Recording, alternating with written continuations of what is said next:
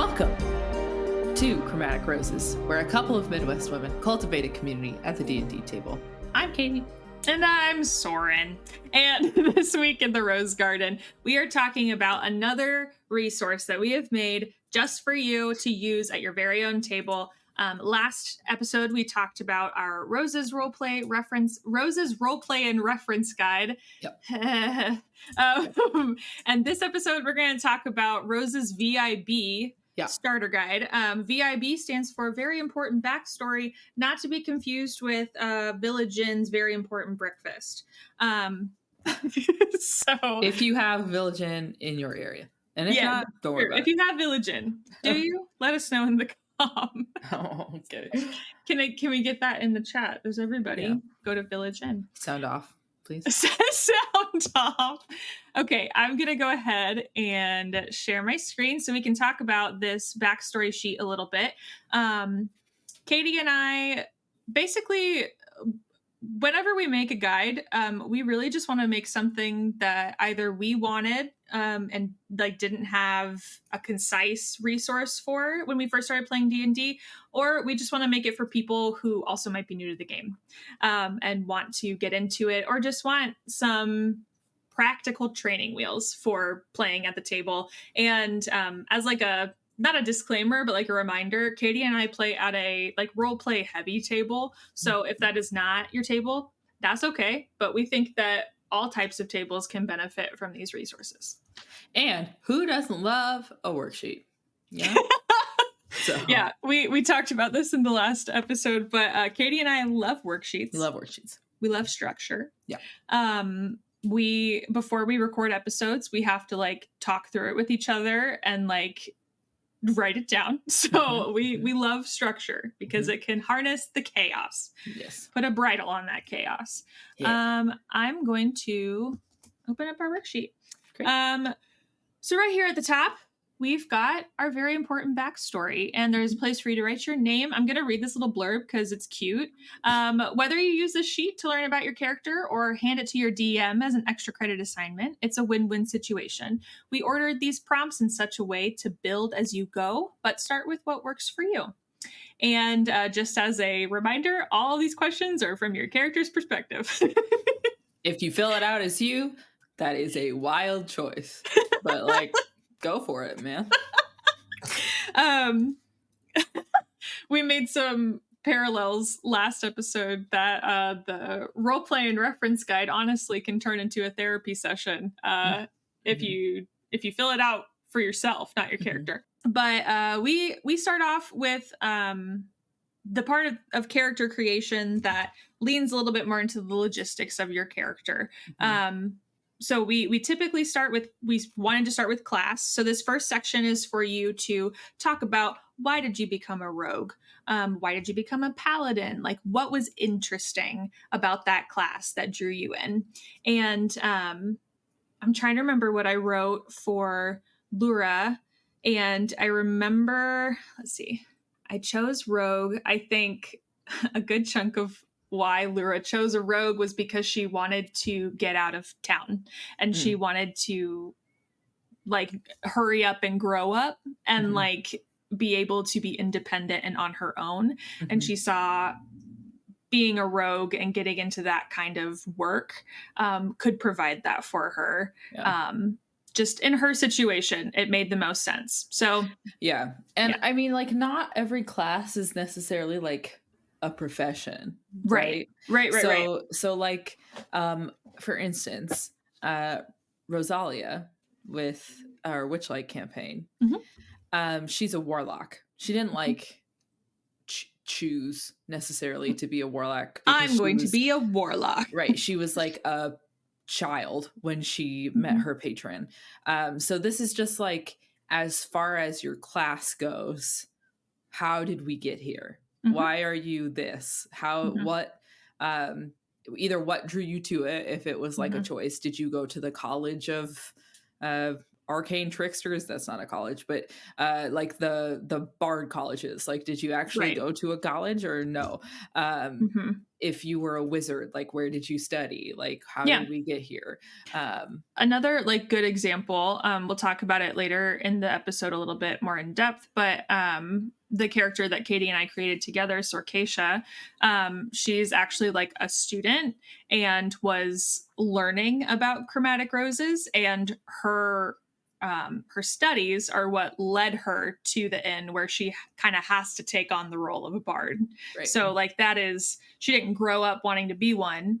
She kind of, it was a necessity kind of Right. thing that she took on. When your class is like your main set of function, I Mhm. feel like that's why we started with it, because it's like this is like what your character sheet is about, is Mhm. your class. So like there has to be some story behind that.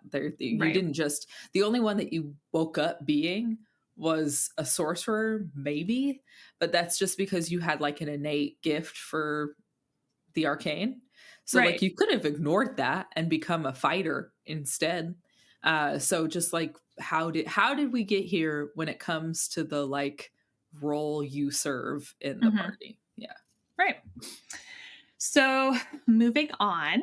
Mhm. Our next question is, what was I doing before joining my class? What was I doing for work? Are there dreams or goals that I'm working towards? And we kind of just expanded on that a tiny bit, but this is asking you to go a little bit more in depth. So, whereas the first question is saying, like, what interested you in this general, like, trajectory of your life? This one is asking you, like, all right, like, give it to us straight. Like, what were you doing before, after, in between all of this?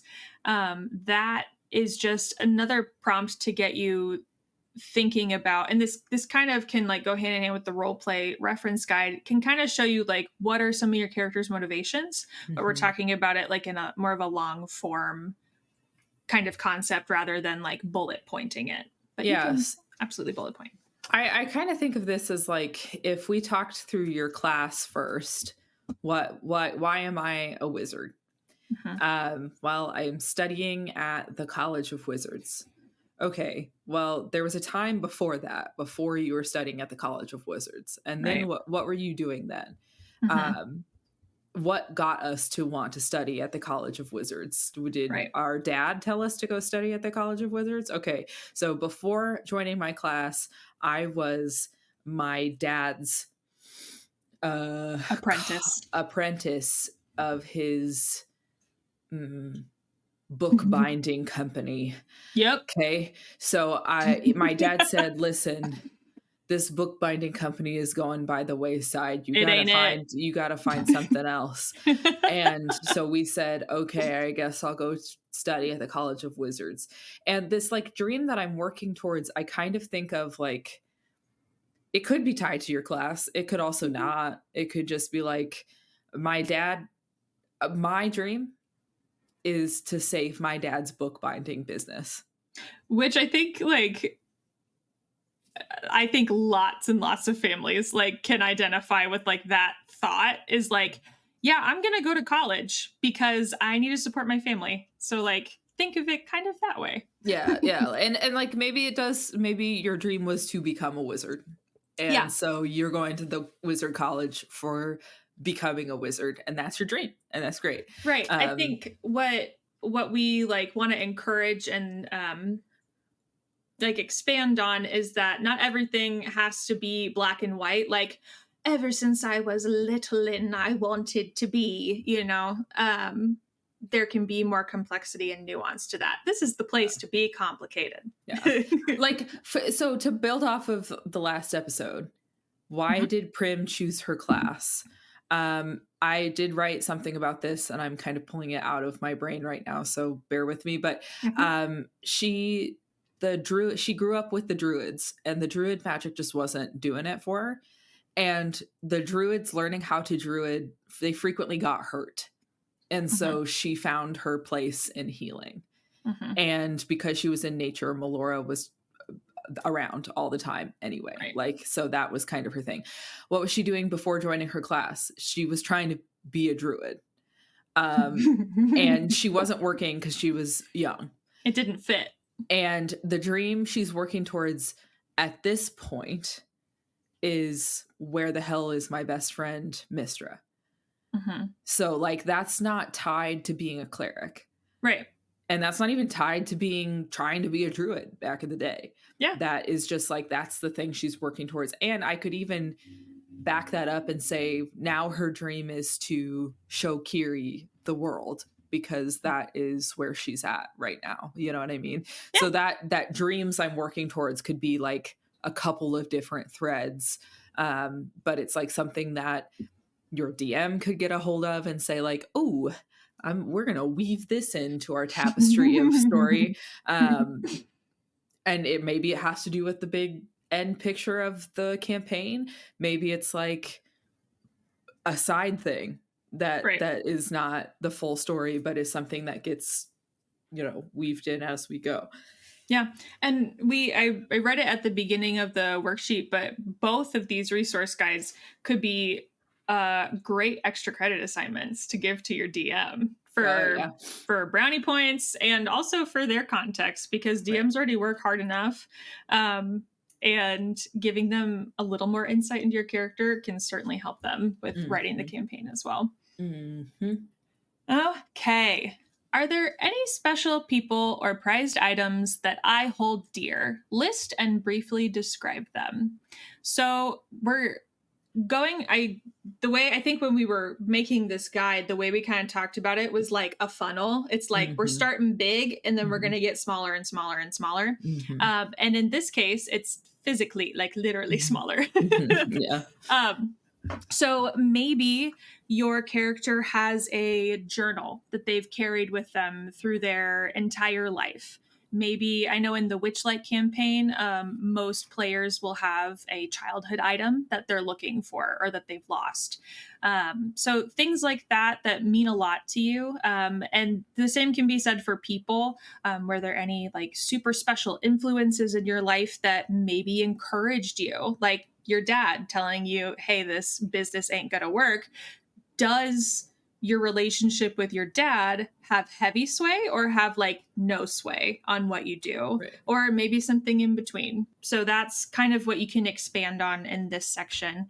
And I know when I was thinking about this for my current character that I play, Lura, her most special person was Valen for such a good chunk of time. And for anyone who hasn't heard us talk ad nauseum about our characters that we're playing currently or past characters that we've played, Valen was this giant Eladrin man who was very much like a brother father figure to my current player character.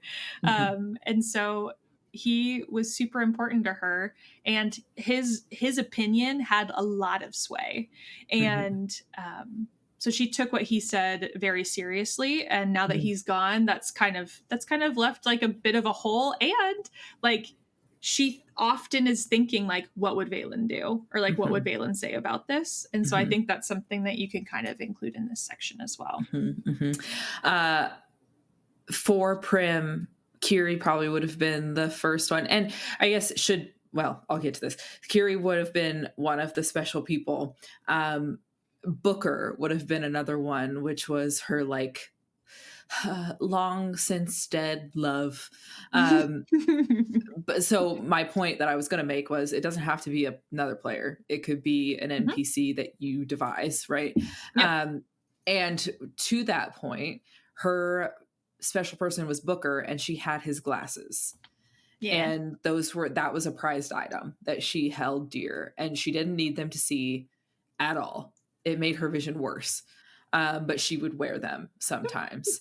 And so like, I think I also put for Kashara, she had like a pendant, like, like having certain items that have some sort of weight that tie into, my dad gave me this book press that puts my name in books, or something like that. Or I don't know that Tisiphone has anything like this because she's kind of made from nothing, but like her Hound of Ill Omen is kind Yeah. of a thing for her. Yeah.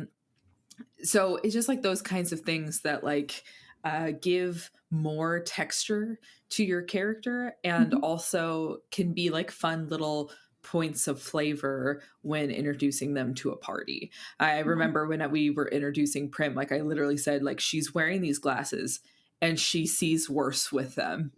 And so like she like trips over shit and all that kind of stuff when she's wearing them. Kind of like the forgetful grandma that Kiri every once in a while has to say, Brim, you can't see where you're going because you're wearing those glasses. Like, take your glasses off and you see fine. But yeah, that was just kind of like a fun little like name your trinkets and your people. And do you have makes you think about if you have any pre-existing relationships with members of your party, or are there NPCs that you can give to your DM that will mean something to you in scenes later? Yeah.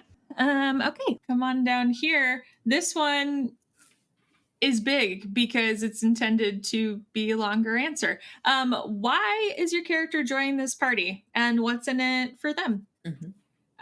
This little tip at the bottom just says it's not your DM's job to make your character. It's not your DM's job to make your character want to be a part of the group. So you might want to think about what entices them to stick around in the first place. Are you all working towards the same kind of goal? Are you getting some kind of financial benefit from some member in the party that maybe is paying you to join the group?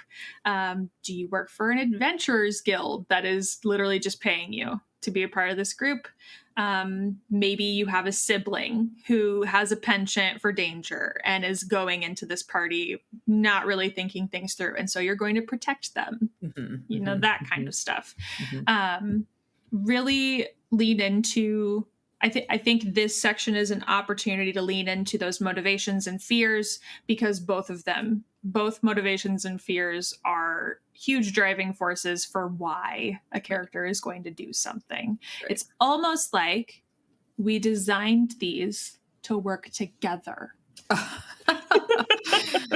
It's just so true. Yeah, I was thinking about this. Sometimes, like, we didn't have a session 0 per se for the beginning of this campaign. So it was, if I remember right, we were all in like the guild hall, and Prim was trying to take Kiri on like a low grade quest. Okay, we're just gonna get in and out. Just to like give her a thing to do. Like it was like a field trip almost. Yeah.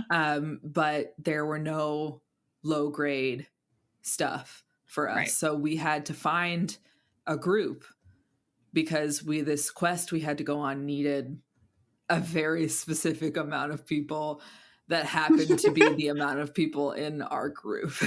Yeah. So, weird. But like why am I joining this party?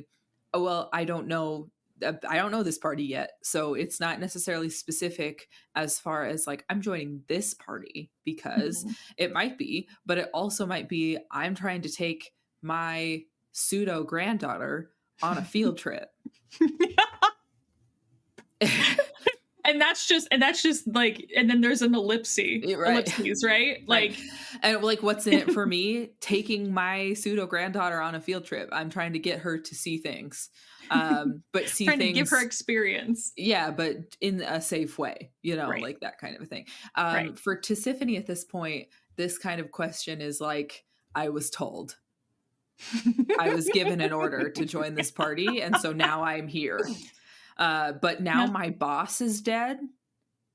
And so there's a little bit of me going like, well, it's like the Hamilton, like, should we honor our treaty, King Louis's head? Oh, do whatever you want. I'm super dead. Like that's where, and TJ and I tried to resolve that a little bit last time when he was like, what are we doing here? I said, brother, couldn't tell you. We're here though, huh? So yeah, I think go ahead. This can be very like, you can kind of interpret this to make it make sense. Like if you haven't already met this party and you're just like, why are you out? Why are you trying to adventure? What is underlying? Or you went to the Wizards College, you're a wizard now. Now what are you doing now that you're a wizard? And if it's adventuring, is it to gain money to save your dad's bookbinding business? Mm-hmm. Or, you know, like what are you trying to like up your spell knowledge so that right. you can cast a 9th level wish and save your dad's bookbinding business? Easy peasy. I was thinking of this all goes together, the whole page, and Lura joined the party because Valen was like, come on, kid. That's what we're doing. Because we got to go do it. We need money. We need work. And Lura wasn't doing so hot, like being independent. Like she went ahead and tried. And Valen found her like basically like beat to shit and was like, okay. So like she's joining the party because she really can't be that independent by herself. Sure. Yeah. Independent by yourself. You know. Yeah. That's repetitive and redundant. Okay, moving on to our next section. Do I have questions that have yet to be answered, and what are they? These kinds of things could be, I'm going to give an example and then maybe expand on it a little bit. So when I was answering this for Laura, the questions that she wanted answered were, can I make it on my own? So at this moment, not really, but she wants to be able to prove that to herself. So it's kind of like a forever question is like, can I do this on my own? Can I survive? And then also like, where is my place? Where do I belong? Whether that's on my own or whether that's in a group. And at this moment, it is, how do I belong in this group? Especially after like losing someone. So those are some examples. These don't all have to be like deeply philosophical. Some of these can be very pithy. Like, am I ever going to find love? Am I, this one's a little bit emotional, not emotional, but like, I'm not leaning into pithy things. And I was like, they don't all have to be emotional. But like, will I be able to save my dad's bookbinding business? So it is possible for these questions to be existential, kind of like what Soren's giving. Prim's question was, where the fuck is Mistra? Right. Like it could be more plot driven than existential. In our bookbinding wizard example, maybe you have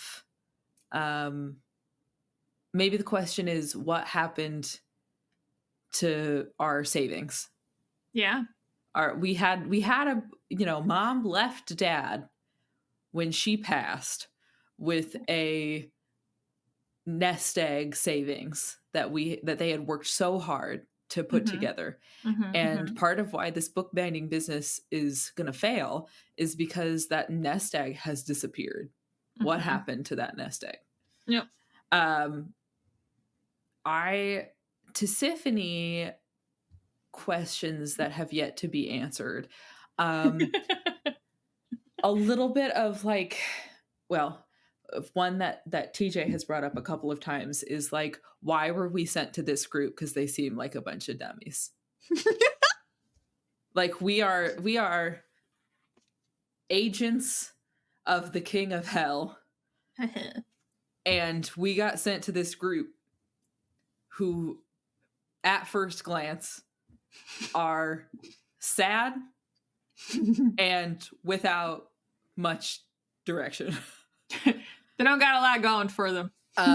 They're all at different stages of broken apart in either sadness, anger, or literally from their patron very recently. And we are powerful agents of the King of Hell. And so like, we are supposed to help these guys. Why these guys? Like, that's kind of the question. Why these guys? And also, can we maintain our status quo is kind of our other question, right? Like, if we don't do what King Daddy told us to do, will our world as we know it be upended? Or can we maintain our quality of life that we had very recently gotten used to? So it could be big and existential. It could be, where did my money go? You know? Where my money? Where my money? Yeah. Yeah, and that is the end of the sheet. So we've got this little bit down here for you, but this will certainly give you a bit more of a North Star to pilot your character and make some helpful decisions with it. The roleplay and reference guide can absolutely do that as well, but together you've just got a really good plan and a really good foundation laid out for your character and how they're going to act in a certain situation, and just all of the, I still don't know how to say this name, say this word. I want to say intrinsicities, intrinsic. Hang on. See? It's not intrinsic. It's eccentricities? Like it's eccentric? Eccentricity? No, intrinsic is what is the word that I'm trying to pluralize. Okay. I don't think it can be plural. You're right.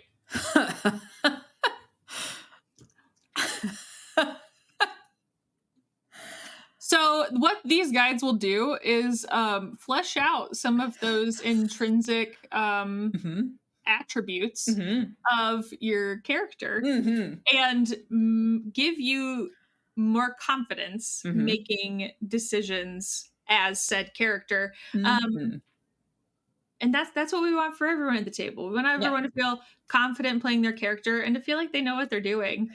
Because so much of D&D can make me personally feel a little bit like, So if I have some handy dandy reference sheets with me, way easier. If you've ever created a character and said, okay, I've got this character, I have mechanics and I have spells selected.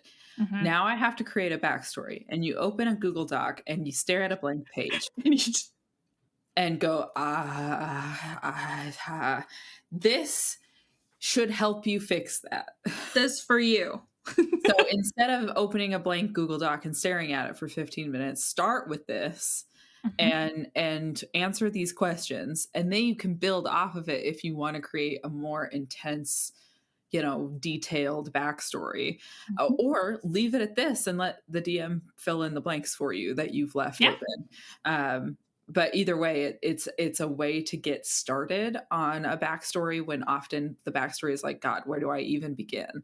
And then the Rose's role-playing reference guide is like more for you're actively in a session and you're like, how am I going to make this choice? And you look at your reference guide and say like, okay, well, I know I'm motivated by this, and I know I get angry when this happens, and so I'm going to react like this. So they work in tandem in that I think they can influence each other, and I think both are beneficial to have on you during sessions for the sake of like being able to refer back to it. But I think backstory, our very important backstory sheet, is like character creation. Okay, I need to put some thought behind what happened pre this story. And the reference guide, the roleplay and reference guide, is more like, okay, I'm about to hop into my first session. I need to put some thought into like how this character behaves because they're a living, breathing thing. Yeah. And I to reduce that even further, like in layman's terms, backstory tells us how you got here.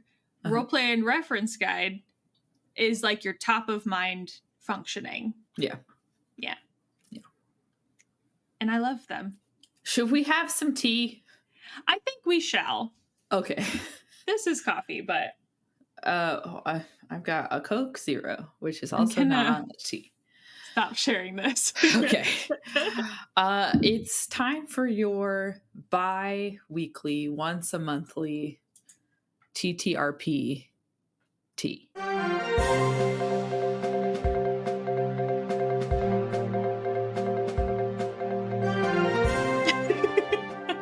So, Shoo-ding-da-ding. and when we sat down to say, like, okay, what are we gonna talk about this time?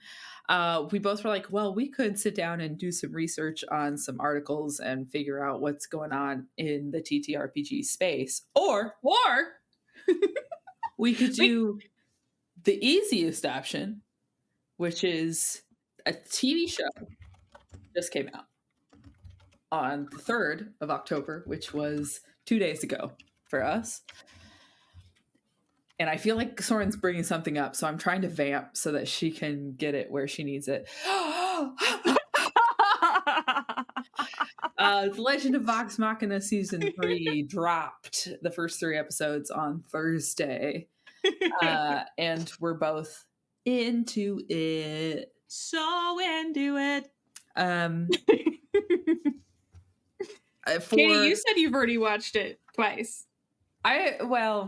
Careful. I watched it once and then have been going to bed and putting it on to help with their viewing numbers so that we get a season 4.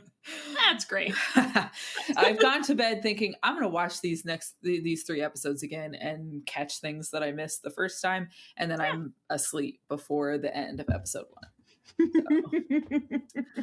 So, I watched the table play of Vox Machina. Yep. You and TJ both have.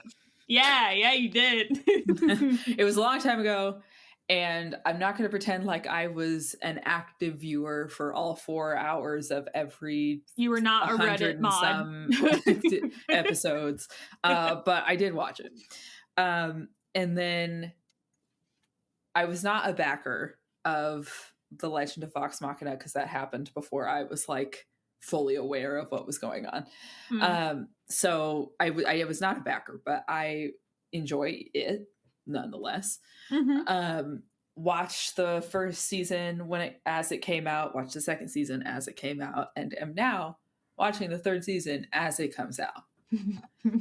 I am the kind of person that binges all 3 episodes the day that they drop. I'm not, but I like can relate to the sentiment because I know that it's excitement and agree wholeheartedly. Yes. So the first 3 episodes of season 3 came out. We are fully into the Chroma Conclave story arc. Thordak and all of his nonsense. R.I.P. Lance Reddick. So true. It seems like, from what I've understood, he was able to record all of his lines for this. Yeah. I was talking with TJ about it. For anyone who isn't familiar with the voice actor of one of the main antagonists in Vox Machina, there's a big old dragon named Thordak, and he is voiced by Lance Reddick, who is a very, very famous voice actor and has lots and lots of credits on his resume, but unfortunately he passed away this last year. And it was a huge hit to the voice acting community, but also like to all of the communities that he touched with his work. So that first episode was dedicated to him, and I thought that was super cool. And I was just really like grateful, like knowing that he was able to finish the show, but it just sucks. Yeah. I am on the Critical Role wiki because that's where I get all of my information. That's not true, but this seemed like the easiest source. So this is the Legend of Vox Machina Season 3 page on the Critical Role wiki. Oh, I see. Gotcha. Basically, this first little like synopsis quote: "Everything is at stake in the long-awaited Season 3 of The Legend of Vox Machina. The Chroma Conclave's path of destruction spreads like wildfire, while the Cinder King hunts down Vox Machina. Our lovable band of misfits must rise above inner and outer demons to try to save their loved ones, Taldore and all of Exenibria. I enjoyed the first 3 episodes quite a lot. I like very much the setting change into Agreed. Marquette and Ank'Harel. I agree. I so far have really enjoyed more Gilmore. Who doesn't like more Gilmore? I mean, yeah, but Yeah. like I'm just enjoying the frequency at which we Sure. get to experience Yeah. Gilmore so far in these first 3 episodes. Yeah. Go ahead. As somebody who did not see the campaign, Mhm. how are you feeling about Raishan, the diseased devourer? I I think shut up. I think her voice actor is doing such a great job, and I think because of that, I think I will continue to be wary about her until I have a reason not to be. Yeah. And like spoilers, I think this episode will come out within plenty of time for lots of people to have seen this, but just spoilers anyway. Wee woo, wee woo. In the 3rd episode that we've gotten so far, at this point in time, Raishan has a moment where she protects the party essentially, and she's like, "You trust me now?" Essentially, and she is directing it at Keyleth, which I get, but I like watched that moment, and then I genuinely like tried to sit in that thought for a second, and I was like, would I? And I was like, as a like normal Soren, as just me, I'd be like, yeah, you just did me a solid. So like, I'll take that. Like, I'll trust you to an extent, but I would still be wary. And that's how I'm feeling about her right now. Yeah. I'm just wary about her.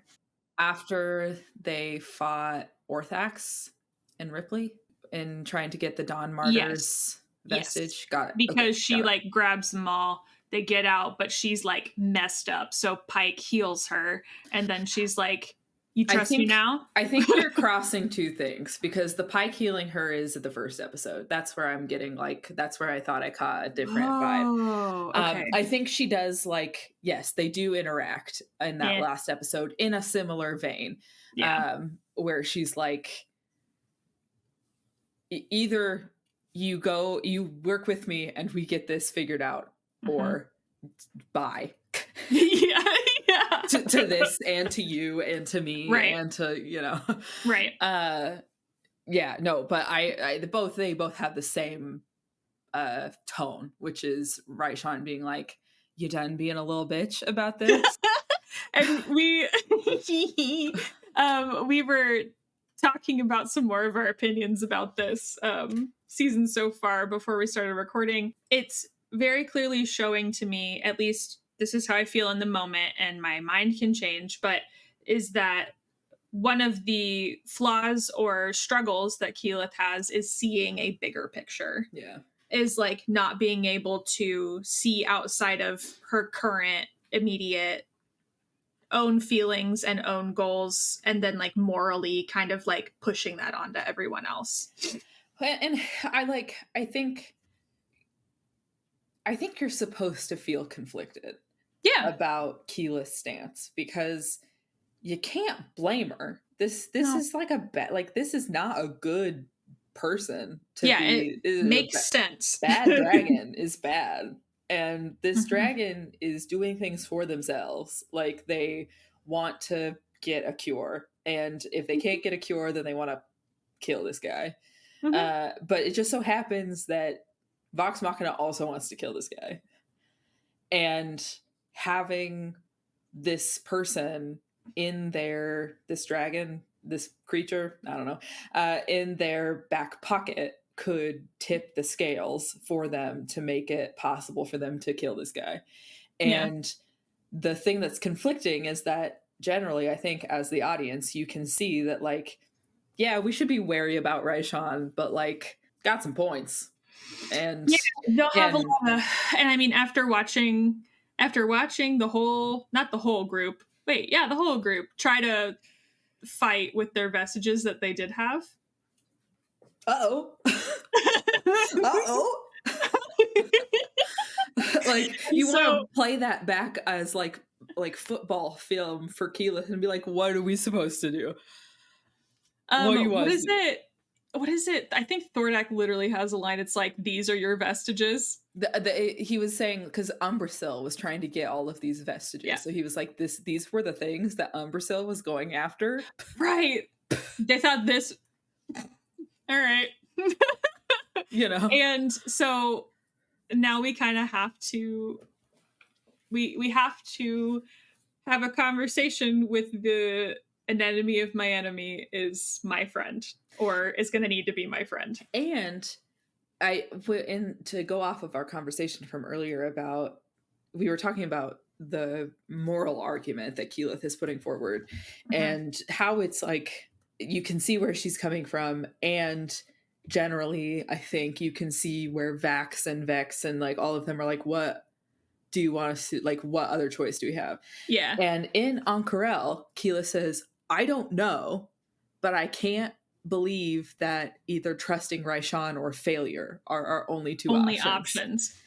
which is is interesting now that I think about it. Like when we were talking earlier before the episode, that Keyleth is really struggling with this like black and white morality approach, and like feeling like she's putting forth this stringency with morality, and but she's struggling with like, we only have two options. So like when you don't want to make this decision, it's no, there has to be another way. But when everybody else is trying to deal with nuance and like make a good decision, it's not the same. And like they're not allowed to struggle and make the best choice they can. You know what I mean? Keyleth, this is true of Keyleth, I think, throughout the campaign a lot. And I have enjoyed seeing Matt play Keyleth in campaign 3 because you kind of get to see her resolved of all of that. And she's older and she's been a leader for a long time and like all this kind of stuff. Yeah. Keyleth has this thing where she wants to be a good and just leader. Right. And she is young enough that like it's hard to believe that your good and just leaders maybe are making deals with bad guys for the sake of your good and just your comfy lifestyle, you know, or something.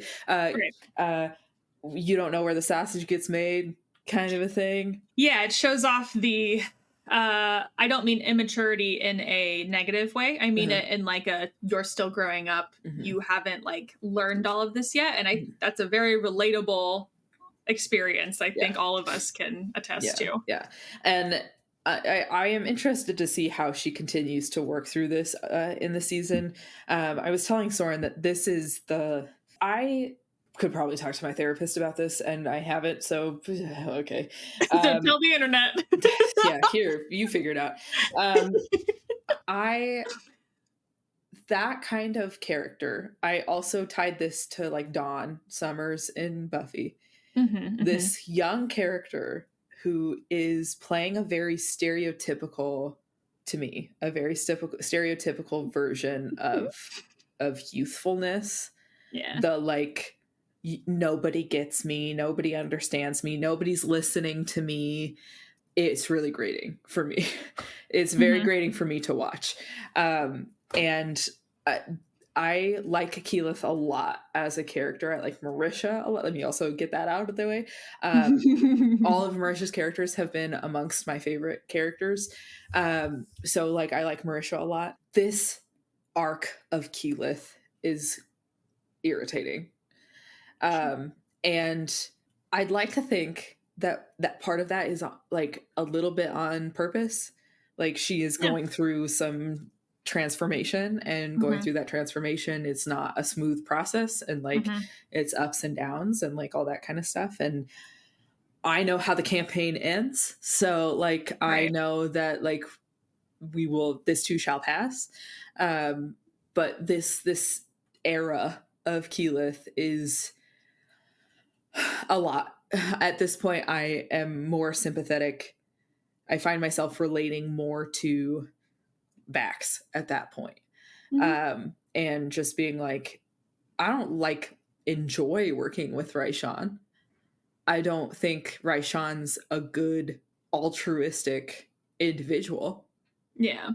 And I see this huge mountain in front of us that we have to climb. And why do it alone and slowly when we could have help and go faster?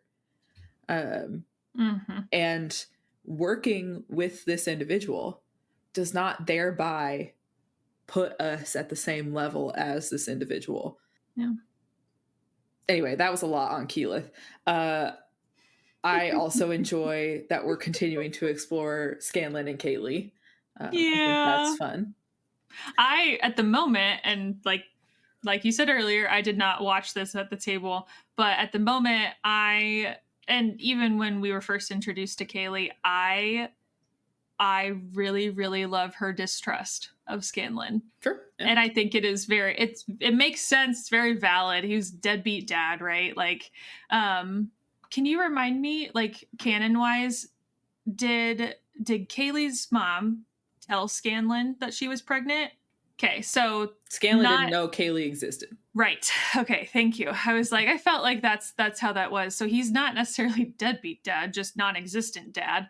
And technically Kaylee's mom didn't tell them. So there's a little bit of like, okay, like you could give him some humanity back, but for the most part, he is technically a stranger to her. And so I enjoy that she's not like giving that up so easily, because it gives Scanlan like a good opportunity to like reflect on himself big time. That's fun to watch. I think we kind of saw this in season 2, but like Scanlan's not an asshole. Yeah. He puts on a big front, and he also doesn't always know how to be authentic and genuine in all of the situations. Right. And the thing that takes, because I agree, like I'm like, hey Caitie, he didn't even know you existed. Chill. And also, he has slept with so many women that even like he didn't follow up. You know what I mean? Like he deuced out after that. He hasn't checked his tracks. Right. And I think I don't remember that. I don't think this is quite exactly how it happened at the table, but like in the show, Kaylee's like, do you remember Sybil? And he's like, yeah, totally. And then describes somebody who is not her mom. And then she's like, nice. Great. Nice. That's great. Yeah. You. So he's like, not all. I think as with most of these characters, they all have like some pretty large, like, that seems bad. You know, like Percy and his vengeance stuff, Vex and her pride, Vax and his like whole thing with the Matron of Ravens now, Keyleth with her moral black or whiteness and internal rage that she doesn't know what to do with yet. Grog comes from a murdering pack of barbarians. You know, like they all have these like blind spots, big blind spots. You know, we don't know a lot about Pike as far as her blind spot, only because Ashley wasn't present. So it sounds like we're getting some story arcs with Pike this season that like nobody's seen before because Ashley wasn't there to have had these character arcs. So I'm interested to see how what happens with that. I look forward to it. I'm very excited. I mean, I know like the main blind spot that we've seen so far is just like her questioning of her own faith as far as like, what am I even doing? You know, like these guys are a bunch of crazies and I've been going along with it and like that feels bad. So I'm interested to see where that goes. But all of these characters have these huge blind spots and they're like so incredibly human. Like so you can tell Scanlan cares And so like you see him trying to figure that out. You see Percy trying to put the book of vengeance closed. Mm-hmm. You see Vex trying to like open up a little bit. You see Mm-hmm. Vax trying to accept his fate and deal with his codependency on his sister and like all that kind of stuff. But they're all like human beings who struggle with that. And that's what I think makes for such like an engaging and interesting story, is that you're like, I think everybody can find a little piece of themselves in this adventuring party somewhere, you know? Yeah. And that's what makes it cool. Makes it all the more endearing and enjoyable. Yeah. Yeah, I love the storytelling these nerds are doing, and it's both comforting, entertaining, and like ridiculous. And it's very fun to have this finally be an animated series. Did you see that Travis and Laura's son was in it? Ronan. No, where? Do you remember outside of the ripoff of Gilmore's, there were two kids playing with the little gun, and Grog comes out and like rolls over. The little kid voice was Ronan. That's so cool. Isn't that so cute? That's very, very cute. So Travis, who plays Grog, and Laura, who plays Vexalia, they have a son named Ronan that was born during Campaign 2. And so he's, older now, but there's like a moment where two kids are playing with a gun, or like not a gun, but like a stick that looks like a gun. They're doing like a cops and robbers kind of thing. Right. And they're trying to find Anna Ripley, who is the only other person in Exandria who knows about guns. And he's like playing with them to try to figure out if they have seen where this woman might be. And he was like, "Hey, have you ever seen one of those in real life?" And and the little kid goes, "Mm-hmm."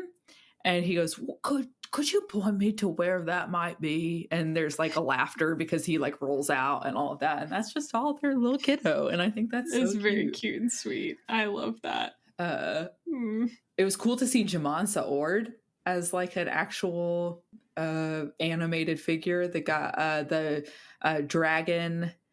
He looks like a dragon. I guess I don't know that we know he's a dragon. You probably put it together. The guy in Ankarel, the person in Ankarel, who is the leader, the hands of Ord. He is Ord. Got it. Yes. Yeah. It's very clear. And Vex like goes, and then he's got like the eyes. Yep. And like they're taller, they're like lanky and like kind of unnaturally long. I really like that character design. We didn't get Dola and Kima and Allura, like that's new. Because again, that's like diverting from the table version. So that was interesting to see that as well, and how all of that is going to shake out. Yeah, I like it. And I like it as we're watching the entire party in different facets deal with the consequences of relationships and or just what happens when you enter a relationship. I like that we have an outside group.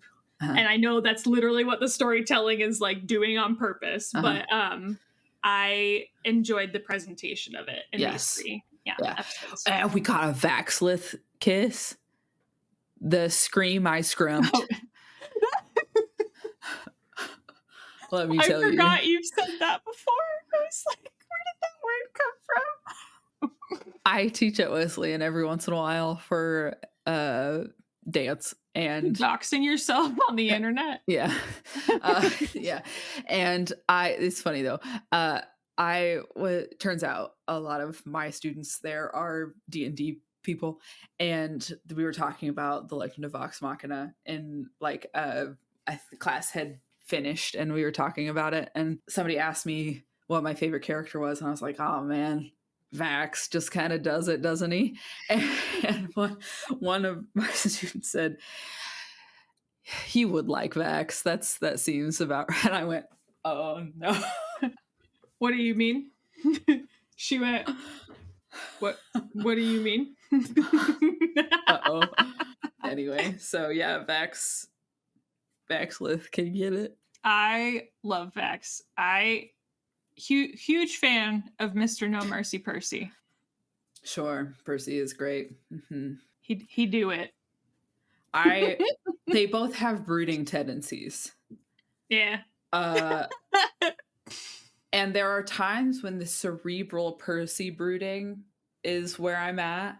And there are sometimes when the like emo Raven boy does it for me. You know what I'm saying? Yes, I do. So it just like depends on how I wake up as to which one is better suited. Anyway, watch The Legend of Vox Machina because the more we watch it, the more likely we'll get a season 4, and then we can all hold our breath for the Mighty Nine to come out sometime next year. Yeah, you heard it here first. Watch it or else. Okay. I need more of this. I need to see the whole thing animated. Okay. It's gotta be, you gotta finish it. Somebody at the launch party last night asked for an animated Calamity. And Matt was like, that would be so cool. We don't even know if we're getting a season 4 though. So could you just hold on, once we brother? get the season 4, then maybe we can talk about Calamity. We'll see. So, after our TTRPT segment, we're ready to launch into a clip from a previous episode where we created our very own little baby, Sorcatia, where we literally go through this very important backstory worksheet and talk through all of the details together. This was very, very fun. If you haven't watched that episode, go watch it first, come back, or watch this one, then go watch it, whatever. But without further ado, take it away, TJ. It's a clip. Remember, we made a backstory thing? Yes. Why did I choose my class? What drew me to it? What made her want to be a performer? I actually think it'd be very funny if, like, she came to wherever it is she like met us essentially and she wasn't a bard and she's like, well, I need somewhere to stay, and so she's like, I guess I'll perform. We can like, it's like one of those like I don't know, early 2010s like Hallmark movie kind of a thing where it's just like, it's so cold out and I need somewhere to stay. And then these like 2 kooky innkeepers are like, well, you could stay here. We're trying to get more people to stay here. And we've heard that the way to do that is to have a performance. And we found this lyre in the back of our storage. Do you want to learn how to play it? And then she's just like instantly good at it. Yeah. Like I'm thinking of those anime where like the main character, there's like a ripple that like goes through like the whole town and then like her powers like were awoken. Sure. What was she doing before she joined her class? What was she doing for work, and are there dreams she's working towards? I feel like she was either like an herbologist or like a groundskeeper or like really plants are her thing, and she's just she did this and turns out she's good at it. Yeah. Okay. Yes. What dream is she working towards? I was about to go corporate and be like, promoting chromatic roses. Oh. Actually, what if her dream is working towards like cultivating a garden of chromatic roses? Like of the actual item. I do like that. I also thought about like maybe she's Stardew Valley, kind of like she came to this like podunk little town and these 2 kooky inn owners were convinced her to do this. Does that mean I have to make us chromosonas? Like personas in this? Oh my god, yeah. Yeah. She's like, I just had to click for a second. Had to load. Yeah. So she came to this kooky town and we're just trying to make it better. And so she's trying to cultivate a community at this like town. Yeah. And like maybe chromatic roses are native. I don't know how chromatic roses Or work. maybe, okay, so if we're thinking like before she even became a bard, Yeah. she was working with plants. What if she was beginning to study like druid, Sure. like Sure. taking that path? Sure. So what if she like had already taken a few levels? We didn't build her at that Yeah, inception. right. Maybe that's literally part of her backstory. And when she came here is when she made the shift. But what if she already had some experience with that and she came to this town because maybe there is something or someone in the town that can like help her cultivate chromatic roses. Sure. And like give her the information she needs to like complete her like study. Maybe this is like a big thesis like she's been working on or whatever. And honestly, becoming a bard is like a part-time job. Right. I like that. That's great. Are there any special people or prized items that she holds dear? She's got a love letter from the Rosebuds, whatever that means. She does. It's right here. I'm trying to make that make sense. What if it's like wherever she's from, what if they like sent her with like a certain amount of money to this town? The Society of the Rosebuds. The Society of Buds. She's on like a scholarship. Yeah. To the place where somebody can help her cultivate chromatic roses. Yeah. And this is like Taco learning how to make the ingredients of a taco. Yeah. And so it's not really a love letter is kind of like her funny way of putting it, but it's like, okay, yeah, it's a love letter from my but it's like because she's sarcastic. She's sarcastic, right? So it's like just like her department that's sending her on a like trip on a study of these chromatic roses.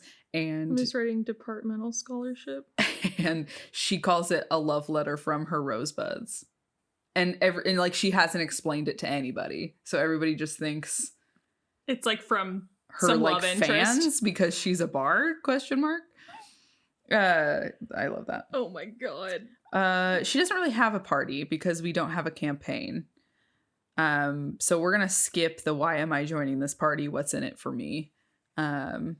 Yeah, not a party at the moment. Right. Could have one someday. Right. Does she have any questions yet to be answered? I mean, yeah, can chromatic roses actually be cultivated? And like, I'm wondering if it's... Go ahead. What if the department of whatever that she's from are actually... She's never met them. Okay. And she doesn't know who they are. So this was like an anonymous... Like, you know how like... So do you watch Jujutsu Kaisen with TJ? No, I do not, but I want to, and I know like the beginning premise. The like higher ups of the Jujutsu High, like whatever, they're always shown as just like screens where it's like you imagine somebody's behind it kind of a thing. Yeah. So like what if she doesn't know who the department of whatever is? She just received this scholarship and is on it. So maybe it's like almost patrony, but not quite. Yeah. Because she doesn't see the faces of the audience. So she doesn't know who they are. So I love that. We're getting stupid meta. I like it though. It's great. Great. We've created context, substance, and intrigue for a character. Good work. Did you just read that off of our worksheet? We hope this has helped you and possibly your DM. Give you character a starting point and story hooks. I love this. That's it for us this week. Thanks for spending time with us today, and thanks to Noah Trumbull for the use of our theme song. We've got his information below in the description. Be sure to follow him and his band to stay up to date on all of his new music. And there's a few things we'd like you to do if you're having a good old time in the garden. First, you could leave us a review in the comments or on your podcatcher of choice. It helps other people find us. Second, you should follow us wherever you are currently listening, and then go to the other places and follow us there also. And then you can also continue that train of following us to social media, where you can follow us on Facebook or Instagram and see like supplementary, if you will, content. in between the big content. And you'll see when the episodes drop faster, I bet. And we also, after all that, want to hear from you. So if something came up in today's episode that made you think, or you have an idea for another type of resource or guide that you'd like us to make, or maybe you just want to say hi, please send us an email or comment on all the aforementioned social medias. And we can't wait to hear from you all. We love to hear feedback from you. And you can email us if you choose to email at chromaroses@gmail.com. That's CHROMAROSES@gmail.com. We can't wait to hear from y'all. This has been another episode of Chromatic Roses. I'm Caitie. And I'm Soren. Mommy those hobbies. Okay. Well, I love you. Goodbye.